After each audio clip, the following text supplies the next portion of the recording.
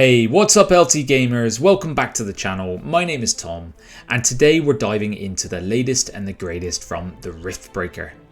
For those of you who aren't familiar, the Riftbreaker is a base building survival game where you take on the role of Captain Ashley Novak, a scientist and commando in an advanced mecha suit, exploring, building a base and then defending it upon an alien planet. An exciting announcement is the game is receiving a massive update and it's free.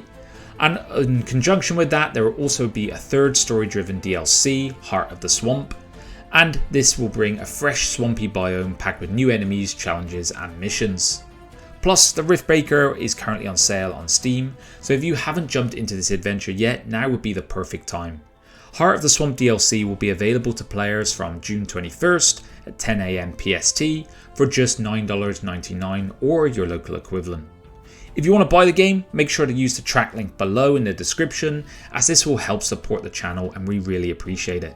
Of course, you can always hit the subscribe button as well, drop a like or a comment with your thoughts, and the new feature is you can join our awesome community as a member as well. But let's dive in now to this game and see what the new expansion has to offer and the state of play of Riftbreaker in 2024. Okay, LT gamers, let's touch base on the world of the Riftbreaker first of all, for those of you who might be new to it like I was 2 weeks ago.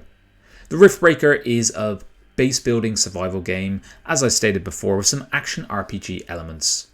You're Ashley Novak, this elite scientist and commando, placed inside a mecha suit that can travel through dimensional rifts.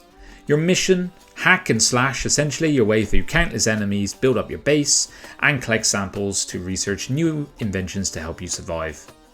You find yourself out on Galatea 37, a distant planet way out in the Milky Way galaxy, and your job is to build a base that can eventually allow travel back to Earth and help with further colonization efforts.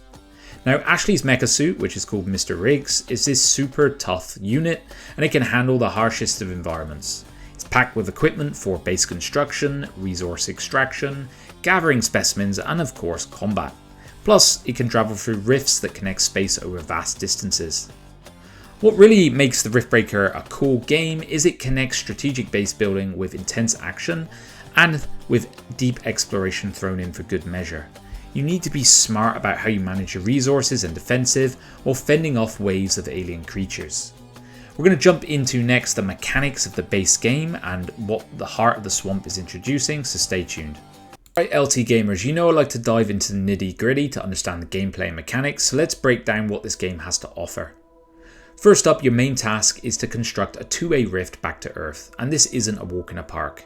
It's a complex project that needs enormous amounts of energy, and simple solar collectors and a few tons of steel just won't cut it here. You're going to need to set up a complex network of mines, refineries, power plants and research facilities to get this done. Once you dive into the game, the scale of this task becomes abundantly clear. You're going to need sprawling outposts and bases on a lot of different maps to achieve this. And your presence on Galatea 37 hasn't gone unnoticed. As you build your industry and disrupt the natural order of the world, it starts to see you as a threat. You'll need to build up your defenses with walls, barriers, defense towers as the attacks grow stronger and stronger each day. The scale of the battles start small, but they escalate to truly epic proportions with massive hordes of creatures, and I found this an incredibly satisfying element of the game. And this ties in now to the next element of the game, that is exploration. Galatea 37 is an unknown planet in the Sycorax belt of the Milky Way galaxy, and long distance surveys have found it to be habitable and perfect for colonization. Full of rare minerals and substances to boot, but you have to find these in various locations, meaning you have to explore these various biomes with different flora and fauna and harsh weather conditions. It's a real delight for me to roam, scavenge, shoot and loot my way around. You construct local outposts as well as your main headquarters, and all the resources get gathered centrally, so it's a really cool concept in my mind.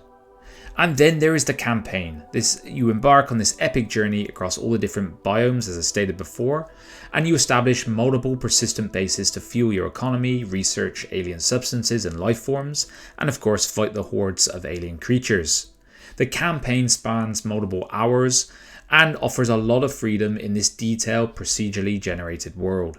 You decide on the priorities, the technologies, and with this large sprawling campaign, lots of dialogue and content to unpack, You're the only human there with Mr. Riggs, and so there's a lot of fun interactions. I'm really enjoying the campaign so far. From there are also different modes. We have the survival mode, where you have a set amount of time to fight off increasingly difficult waves of enemy creatures. Each mission is randomized here, so it offers good replayability value. And if this intense fight for survival isn't your thing, you can try out the sandbox mode, which gives you control over the entire game. Resources, enemy spawns, and weather conditions, so it's perfect for those who want to play at their own pace without the constant pressure of attacks. And that's one of the things with the Riftbreaker, it lets you customize gameplay to fit your style. There are multiple difficulty presets that cater to both the hardcore strategy players and those who want the laid back experience, and you can tweak these to your liking as well. And then lastly, if you're passionate about this game, they want you to help shape its future. So join the Discord, give your feedback to them, and they are very responsive and want to be very inclusive with the community. Now, I'd be remiss doing a review of the Riftbreaker and this DLC if I didn't mention some of the presentation aspects, because they are exemplary. Visually, the Riftbreaker delivers an immersive experience, highly detailed environments that really draw you into the world. Lush biomes to sprawling bases, every aspect feels meticulously crafted to enhance the gameplay experience. The combat in the Riftbreaker is intense and impactful. Guns, rockets, lasers, they really pack a punch, making every battle feel high octane and satisfying. The visuals and effects amplify the action, ensuring each encounter is thrilling and memorable. The UI design deserves praise for its clarity and effectiveness. It presents a wealth of information in a very digestible manner. Keeps you informed without overwhelming the screen. Once you learn the short keys as well, managing your resources and building, it's all very easy and the UI is not obtrusive whatsoever. Sound design in the Riftbreaker, I have to say, is very well executed. It fulfills its role enhancing immersion. The effects of the gunfire, the explosions, they resonate. When I'm firing off a plethora of rockets, I really feel that adrenaline rush of combat. Music is complementary, it gives a fitting backdrop, but it leans definitely towards being atmospheric rather than standout memorable tunes. Overall, when we talk about presentation, the Riftbreaker is visually stunning for me, immersive experience, impactful combat, friendly UI, and solid audio design contribute to making this a compelling choice for both action and strategy enthusiasts. Now, next let's talk about what's new in the Heart of the Swamp DLC and the free World Expansion update. First up, we have World Expansion 3, a substantial free update that introduces the Fungal Swamp biome, a lush, humid river delta teeming with mushrooms and a whole new ecosystem to explore. In this update, you're going to have two new survival mode scenarios, the Fungal Forest map, which is more of a classic Riftbreaker experience, fighting for resources, expanding your base, exploration, and then the Fungal Swamp scenario, which is more of a challenge map, throws you into a flooded plain with limited space and resources, and this forces you to adapt your strategies accordingly. There's also a range of gameplay mechanics, such as specialized buildings, defensive towers on waters being introduced. With over 70 new research items and tech, there's plenty to expand your base with and upgrade Mr. Riggs' capabilities. Moving on to the paid DLC, this one isn't just gameplay tweaks, it's introducing an exciting new branch of the story campaign, set in the Fungal Swamp biome as well. You'll investigate the colossal mushroom tree, delve into unique technology specific to this biome, and encounter new creatures and challenges along the way. The story revolves around restoring the great mushroom tree by clearing out the parasites infesting it. What really stands out to me is how they've approached this update and DLC. I really commend the developers for giving a substantial free update alongside the paid DLC. So whether you part with cash or not, you're going to get repaid with some new content, and there's something to unpack for everyone if you want to go back into the campaign mode as well. So whether you're a veteran Riftbreaker or just getting started, it's a perfect time now to jump back in. And don't forget, the Riftbreaker Heart of the Swamp DLC and free World Expansion update will be available now, so check the links below to join in and support the channel in the process. Now, you guys know I like to break things down into a pros and cons list so you have some tangible feedback on the game to walk away with. So the Riftbreaker immediately evoked very fond memories of another game I played when I was younger, Future Cop LAPD, and this was an immense game on PlayStation. It had engaging combat, great environments, and I immediately got those nostalgic vibes playing this one and could see some kind of lineage back to that.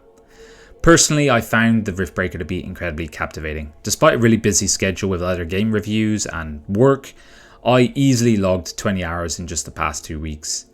And the main reason is it's very accessible. Jumping in and out of gameplay sessions is seamless, and the game strikes a very good balance with that. You never feel lost or disorientated. Even with 20 hours played, I only felt like I was scratching the surface of the campaign as well, and the game has extensive exploration and discovery. It keeps you hooked. I will say at times there were lulls in the action. I felt maybe like research could be a little bit quicker at times, but overall it kept the pace moving. And the game is highly addictive. It has a very engaging gameplay loop, and the developer is clearly committed to nurturing its community. A fun fact that was mentioned to me is the Riftbreaker has a Netflix counterpart called Atlas, and I watched some of that while doing this review, and it immediately kind of synergized very well, so I can recommend that to you guys as well. Base building in this game, a really robust feature, a lot of strategic depth there, and creativity, which I think is key in constructing and defending your outposts. This is a hack, shot and slash gameplay mechanic. It blends action-packed combat with tactical decision making, and is perfectly suited for mech enthusiasts craving adrenaline-pumping battles. One major gripe, and one thing that if I hark back to LAPD again, it has solo play, but there is no multiplayer or co-op here. And that's something I could see in the community was also missing from other reviews and feedback. And I think this is badly needed to further enrich the experience. I would love for Luke and I to jump into mechs together and just mow down some aliens. And I really hope the developer listens and extends upon this in future updates. Let's take a moment to appreciate the amazing community and the developers behind the Riftbreaker. This is one of the standout aspects of the game for me, and it's really showcasing the strong bond between the creators and the players. The Riftbreaker has a vibrant and active community. From fan-made mods and custom maps, to strategy guides and the Discord, there is just a wealth of content out there created by players for players. And a community-driven approach really adds a whole new layer to the game, and it keeps it dynamic and evolving. The developers at Exor Studios are also incredibly engaged with their community. They're constantly listening to player feedback. They have a very active YouTube channel where they showcase a lot of cool things. And this level of interaction ensures that the game evolves in ways that are going to resonate with the audience. It seems like the game has been regularly updated since release with new features and improvements, as evidenced by this being World Expansion 3. It is a perfect example of how the devs are committed to enhancing the player experience. These updates not only add new biomes, scenarios and mechanics, but also quality of life improvements based upon community suggestions. So it is clear that Exor Studios are committed to making Riftbreaker a game that players love and enjoy for the long term. And I'm very hopeful for the much promised and touted co-op delivery. I watched a stream where they showcased some of the co-op recently, and it seems like there are some performance issues with that, and that is likely why it has been delayed. And I'm hopeful for in the future Luke and I can jump into a co-op version of this game and have a lot of fun. Closing remarks on this one, this is the kind of dev dedication that I love to see in the gaming world. It ensures a constantly evolving game that stays fresh and engaging, and it really rewards those people who have stuck with the game over time.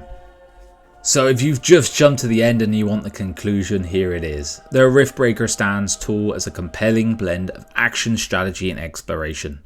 Captivating combat reminiscent of classics like Future Cop LAPD with those addictive gameplay loops that effortlessly pull you in for hours. There's no wonder I found myself logging extensive playtime despite my busy schedule. The game's seamless accessibility allows for quick jumps in and out of the gameplay sessions without feeling like you're losing momentum. A lot of base building mechanics here, and the hack, shot and slash combat system provides a lot of fun for both casual and hardcore players alike. Visually, I cannot fault the game. It's a treat to the eye, and it brings the alien worlds to life vividly. You have a lot of creativity to channel here with construction of your base and how you go about defending against the swarms of hostile creatures. We're mech enthusiasts on the channel, as you can see from the top 25 list Luke just made. You should check that out, by the way. And if you like mech games, this is a must-have for your gaming library, I think. Looking ahead, I'm really excited to see how the devs continue to expand and refine Riftbreaker, and I'm especially in response to the community feedback to add in multiplayer and co-op functionalities. I think this would elevate an already outstanding game to new heights. If you're ready to dive into the world of Riftbreaker or curious to learn more, click the link below in the description to grab a copy or just take a look at the Steam page and give it a wish list. Don't forget to like, comment and subscribe for more gaming content, and I'll see you guys on the next one. Bye bye now.